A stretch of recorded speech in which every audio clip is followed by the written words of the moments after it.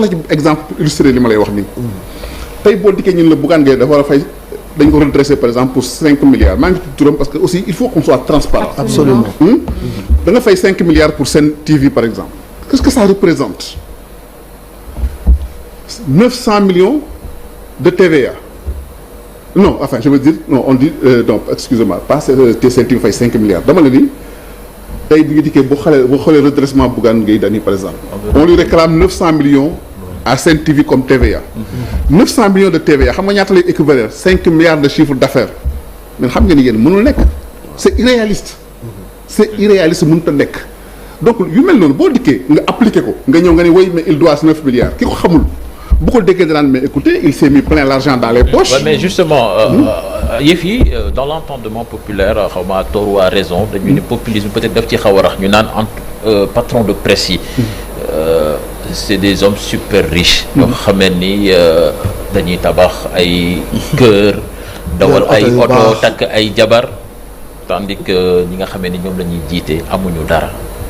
salaire bu baax sax. amuñu ko c'est du populisme. et c'est comme ça qu'on vous dépeint en quelque sorte. non c'est vrai qu'il faut être juste avec les gens. donne un exemple. da nga wax patron de presse de façon générale. xam nga net dafay am seede. tey maa ngi fi TFM. Youssou Ndour du patron de presse. est-ce que seen kër gi moo koy dundal.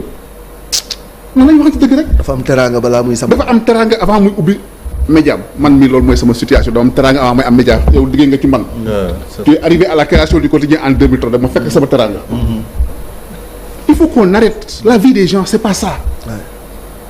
la vie des gens c'est pas ça. dafa am ña nga xam ne dañu dem yàlla mbaaxeel ba ñu mën a jël seen alal def ko ci presse bi. xëy na soxla nañ ko pour une raison pour une autre ku nekk yaa xam nooy tojee sa bopp jinax mais les gens ne se sont pas construits avec les médias amul benn média bu la mën a jox alal nañu waxante dëgg et au contraire xam nga tey parfois aussi média da ngay nekk ci environnement da ngay dem France xam nga lan moo fa xew les Xavier Niel et autres qui ont réussi des multimilliardaires de France c'est maintenant qu'ils ont compris qu'ils investissent dans la presse Bouygues investit dans les médias est-ce que ñooñu est-ce que Bolloré et cetera ñooñu dañoo xaar média leen di jox alal non au contraire dañuy jël seen alal di ko def ci seen média fii dégg naa fii Youssou kii Bouba Ndour wax ko à l'antenne et dama koy confirmer parce que dama koy dund mu ne à la fin du mois Youssou Ndour mooy jël xaalisam dugal ko ci c'est ça la vérité moi je parle ci télévision laa nekk je parle avec mes services compte ñu ngi may dégg sama ay nawle lañu le mois dernier par exemple bii rek bii passé pour que ñoom ñu fay ko seen salaire parce que les entreprises de l'État ont bloqué le paiement de toutes les conventions à certains médias am na ñu fay ñu ñëpp mais c'est moi qui ai payé l'intégralité des salaires de ma propre poche mois bii tey on a bloqué les salaires mais les billetages man maa ko joxe fay ko di nga xam ne seen salaire viré wuñu leen damay wut beneen moyen bu ma jaar pour fay leen foofu laa bëggoon dugg président ñu jox la ñu lay fayloo 91 millions nga yor ay liggéeykat tey lan mooy sa moyen pour défendre wala boog pour lu mel ni bañ a dal ci sa kaw ba xëy na peut-être nga jeter la clé au paillasson. xam nga li ma lay xamal moo léegi da ngay dugg ci la nga xam ne jom moo la cay bàyyi ak nga lonk ko jeter la clé sous le paillasson xel xalaatu ko jusqu'à ma dernière chemise je vais maintenir à flot mon entreprise dama fi jaar pendant 12 ans ak régime Ablaye Wade lii dañ ma ko doon def ils ont fait pire est-ce que dafa tax arrêté nañ la sax am. est-ce que dafa tax ma jeter la clé sur le paillasson di nga dem xëy sa ngor moo lay buur sa ngor moo lay lugg ak sa jom moo lay lugg nga ban ATD yi dina ma bloqué ku ko def ci sa xel tu te trompes. mais est-ce que doo pay est-ce que sitôt installé maanaam kilifa yu bees yi ñaari weer lañ fi defagum daanaka ñu commencé xaj na di def liggéey bi ci entreprise de presse yi et puis ñu ngi wax Bougane ñu ngi wax yow xaj na ñu ngi dinañ am na ñeneen actuellement nii à 10 heures il y a une réunion des patrons de presse sur la question parce que y a au moins li ma ci jot a xam il y a une trentaine d'entreprises de presse qui sont concernées donc kon affaire bi franchement bu dee dañu am volonté rey presse bi mën nañ ko def de seen mu nekk seen politique ñu assumer ko. non mais Diomaye candidat avait dit que moom am na lu mu xalaat pour assainir ou bien améliorer l'environnement économique des médias bu bokkul ak amnistie fiscale bi nga xamee ni moom lañ doon tudd venant du palais. non loolu nag sëñ bi ñoom liñ fi wax xalaatoon yëpp dañoo def le contraire bi ñu toogee am déet bis bu ne nga woon leen vaar leen li ngeen waxoon def ngeen contraire kon nag kon loolu du ma ci mën a sukkandiku pour le moment man daal lii am nañu naan je suis un disciple de Saint Thomas damay gis pour gëm néew ma amul projet na woon projet mais projet ba nga xam ne da nga koy tàmbali pour damm laa ko nit ñi yaakaar boo koy doxal mbaa dañu fa fekk ña tax nga koy doxal bu fekkee ñun tëj nañu nga soog a indi sa projet bi xëy dafa indi que indi entreprise de presse yu bees bopp yu muy doxal loolu da ngay xool presse bi secteur bi lu ñuy wax secteur presse c'est un secteur tellement social da ngeen a mën a comprendre ñuy liggéey ci presse ñu ciy dund waxuma travailleurs yi waxuma techniciens yi waxuma journalistes yi mais emploi indirect emploi indirect nekk dans la presse au niveau de l'imprimerie au niveau de la vente des journaux au niveau de ci ou de cela mais activité économique ba nga xam ne important ci dans un secteur loolu benn la mais li ci ëpp solo ci presse mooy l'image que ça donne pour le pays la pluralité du pays Sénégal dama leen wax ne bu ñu ko defalee lu ñu defalul beneen réew c'est parce que démocratie moo tax démocratie boobu boo ci génnee presse mais amatul ñoom la bu ñu yaakaaree ni rey journaux yi dese fi réseaux sociaux yi moo leen di sauver il se trompe parce que au contraire c'est l'arme à double tranchant. mais depuis quelque temps aussi benn presse bu partisane tamit la ñuy nemmeeku ci réew mi. xëy na loolu tamit am na ça dépend boor bi nga féete. ñoom xam ne loolu moom moo tax ñuy agir noonu parce que en notre sein ci boppam parce que ñu ngi bu ñu amee yenn problème yoo xam ne. ñun ñëpp ñoo ko bokk maanaam fexe ba am une presse viable des entreprises viables il faut que xëy na ñun ci suñu bopp ñu juboo ngir mën a porter loolu mais bu fekkente ni au sein de notre corporation dafa am division tout simplement ndax ay wàllu politique est-ce que dina sotti franchement dama lay wax benn affaire da nga jàll ci benn principe moo di liberté d'opinion ku nekk noonu la ngay xalaate l'essentiel en journalisme na nga jox des faits vrais vérifiés standard professionnel kooku les faits sont sacrés le commentaire est libre kooku kenn du ko dindi c'est un principe sacro-saint bu ñu démocratie da ngay gis journal mu titré voté Trump wala voté Biden France dafa am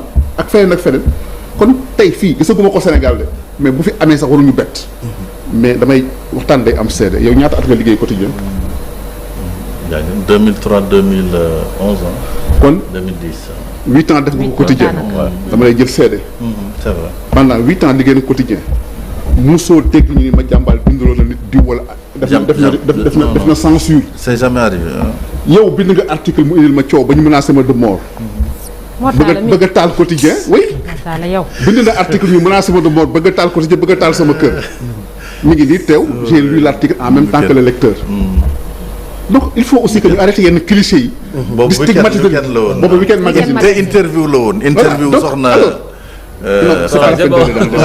dama te dire que loolu dama ko lire en même temps que le lecteur mais te dama ko assumer dama koy wax parce que musuma ko def reproche parce que dafa respecter les standards professionnels donc maa def la def donc moo tax kon bu ngeen déggee coow am fu ngeen jàppali que xam nga tey par exemple boo dikkee ngi dañu benn article bind na ñu mën a xalaat ni que ma jàmbal moo ko inspiré wala Youssou Ndour ko inspiré man daal sama bopp laay waxal amul ba ma talee quotidien ba tey maa ngi taxaw ci télé bi am na ñu fa jaar am na ñu fa nekk ba nëgë ni kenn du taxaw ni ma jàmbal mas na maa binduloo ci diw pour lu baax wala lu bon président loolu dama koy faral di wax fii ni leen ñun ñàkk ñu fayda wala boog ñu yàpp gu nga xam ne absolument dinañ ñu woon naan ñu waxee leen nii wala bind leen nii wax dëgg yàlla kenn yabewuñu noonu donc les gens clichés yooyu la ñu war a dindi ci bopp nit ñi que article bu saf buñ ko bindee ma jàmbale ko commandité wala ma jàmbale ko bind diw signé ko wala Youssou Ndour a wax ñun Youssou Ndour amul sax suñu jot ba ñuy wax lan la ñuy liggéey ak lu ñu dul liggéey maintenant fi ma bëgg a ñëw président mooy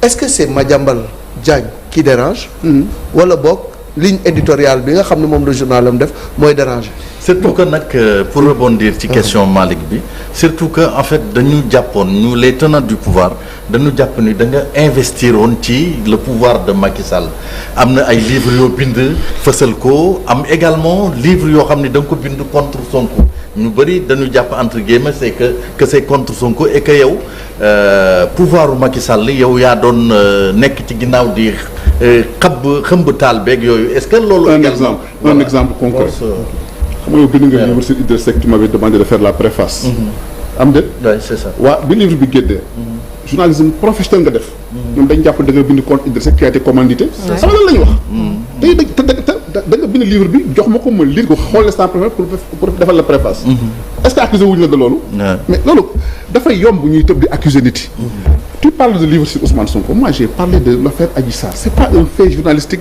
bu mériter une enquête approfondie. la ma fa ba génne mais kenn du remettre en cause doo dégg kenn di la ma wax amul.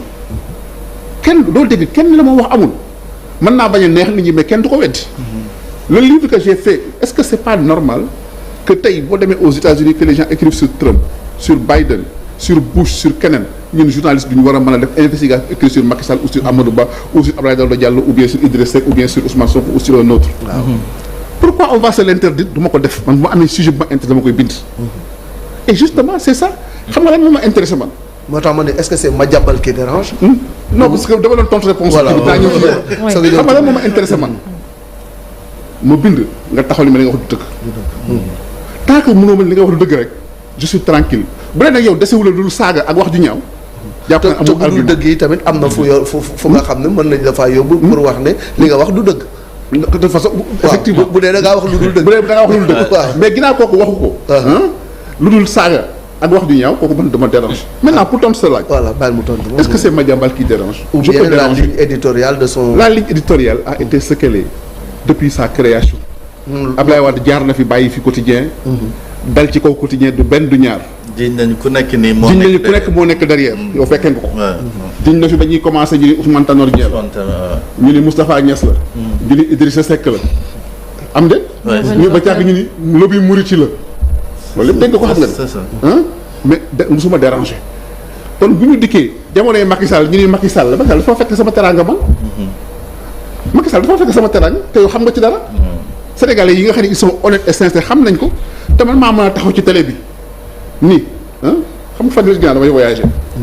ñëw aéroport joxe sama passeport policier bi di ma oui grand mais passeport diplomatique yi mi ngi doxan ma ne ko dama fay mas a jaar ak passeport diplomatique xoolal sa historique machine ndax mas ngaa gis ba jaar ba jaar soxla wu ma ko. ordinaire nga yor.